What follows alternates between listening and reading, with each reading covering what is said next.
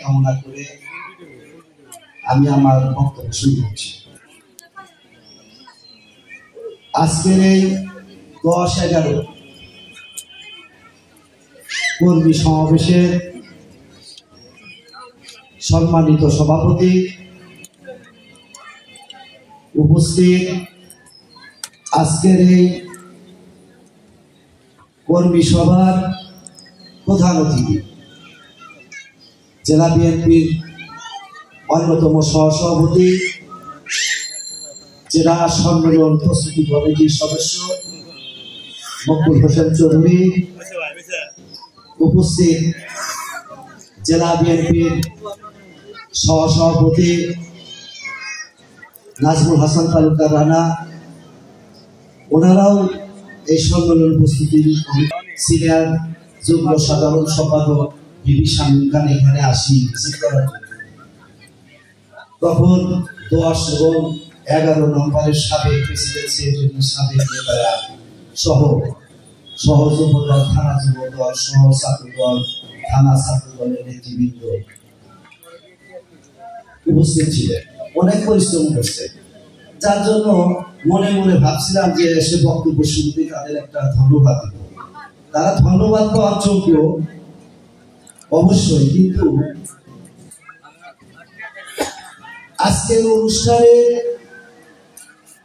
যে সাধারণ সম্পাদক সহ বিএনপি মুন্সি জাহিদ আলম আমার বন্ধু বলছে 10-11 ক্যান্টনমেন্ট, সেই ক্যান্টনমেন্টের অবস্থা যদি আজকে এই হয়,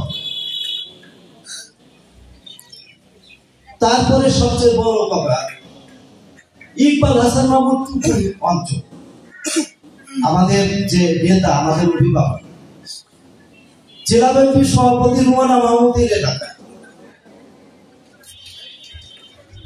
এটা হইল।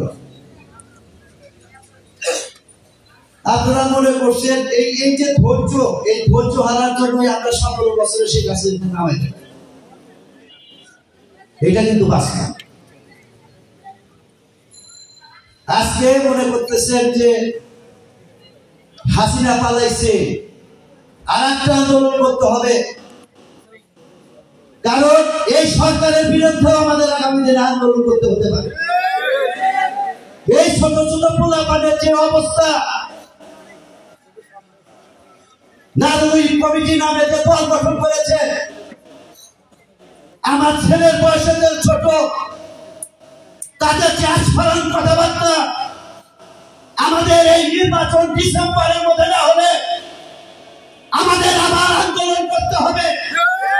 সেই আন্দোলন আমাদের বিজয় ছিনে এনে ডিসেম্বরের মধ্যেই আমাদেরকে নির্বাচন দিতে হবে, কিন্তু আমাদের এই অবস্থা হয়ে চলে।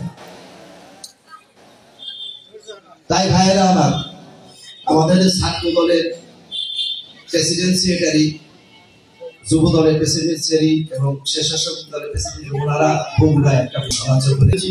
আমাদের সম্মেলনে উপস্থিত আরো নেতৃবৃন্দ আছেন, তাদের সাথে আলোচনা করেছি।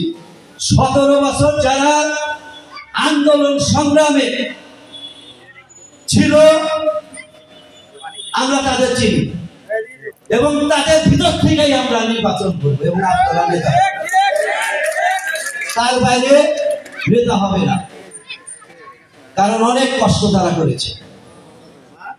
তাই আপনারা যারা উপস্থিত হয়েছেন সবাইকে সম্মেলন প্রস্তুতি কমিটির পক্ষ থেকে, ইকবাল হাসান মাহমুদের পক্ষ থেকে, জনাবা রুমানা মাহমুদের পক্ষ থেকে, জেলা বিএনপির সাধারণ সম্পাদক সাইদুর রহমান বাচ্চুর পক্ষ থেকে অভিনন্দন এবং শুভেচ্ছা। সবাইকে ধন্যবাদ। আসসালামু আলাইকুম।